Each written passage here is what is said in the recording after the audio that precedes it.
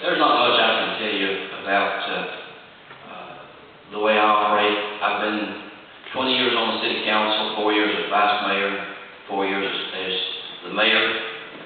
But I would like to explain to you some of the recent changes that we made as far as the bylaws and rules, which is called the charter for the city of Dayton.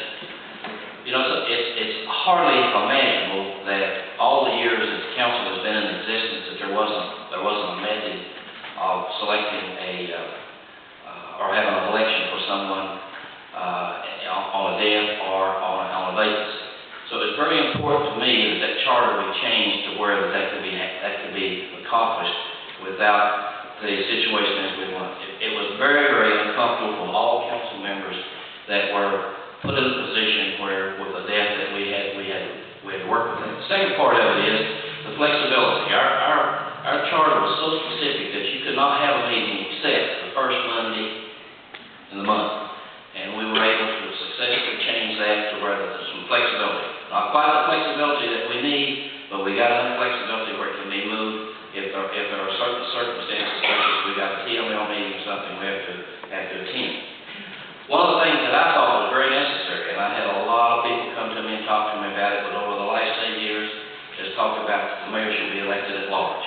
That charter was successfully changed and voted into existence to where that when you go to the polls to vote this time, you will be voting for a mayor or the mayor, and that will be the first time that that's happened, and it's accomplished by our changes in our charter. Thank you. Mr. Maddox?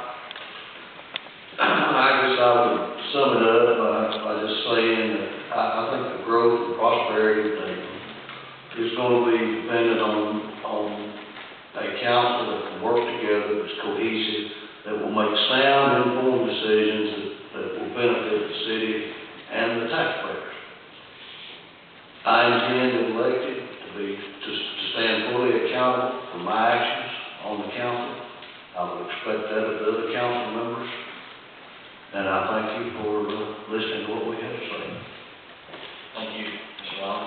Well, at this point in time, I wish I had about 20 minutes, but we're in a position that yes, I agree with Bob, the mayor should be elected. There's been situations that should be uncomfortable for him. I put myself in a position that I felt like that I should run to give people a choice. I think that's the thing. Should Mayor Benson be re-elected, I'll congratulate him. Should I win, then I would certainly appreciate that. But I felt like that we should have a choice to be made since it was the first time. I think it would be a good race. I think I'm going to have one opponent. The only question was asked tonight, I was having one time on when we were asking about things we might do. I come prepared for things. Now, these questions tonight, the one question when I let off first is an advantage certainly for the question to be asked around the table, give you some time to meditate on it.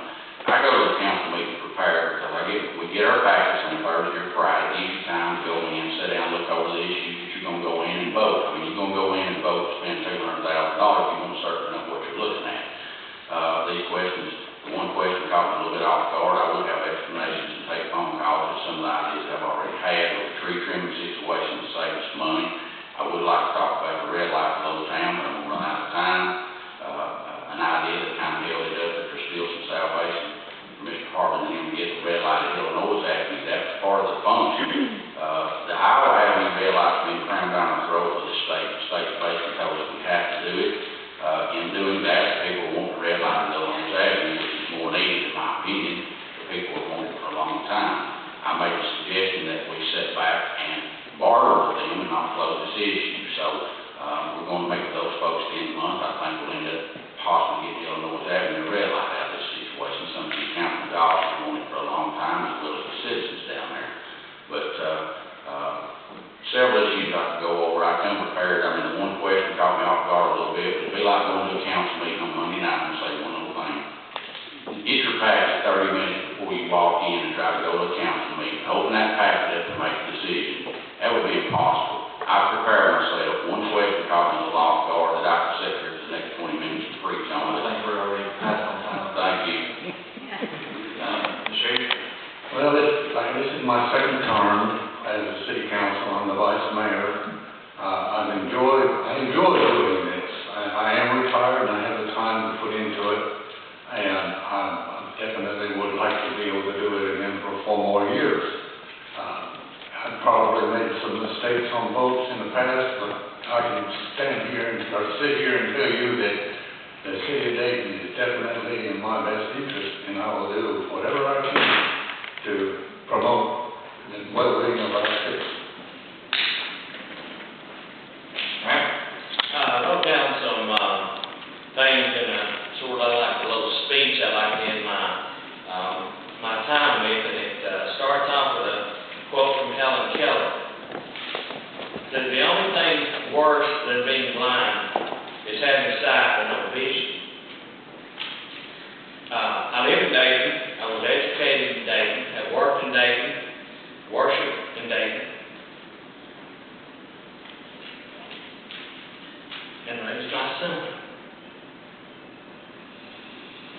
in Dayton. Gee.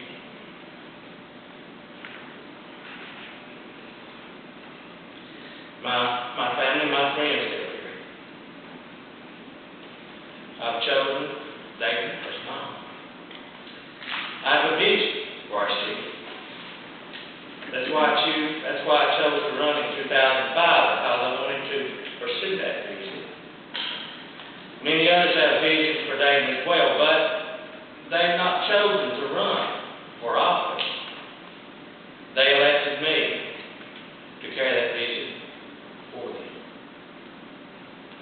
I've listened to anyone voicing concerns, but I've not always been able to vote the way everyone wants me to. I'll say that I have put a lot of thought into every vote and weighed every situation carefully. I voted with my conscience and stressed the word fair. Because of this, I feel that the next 4 years I can help unite with my fellow councilmen to further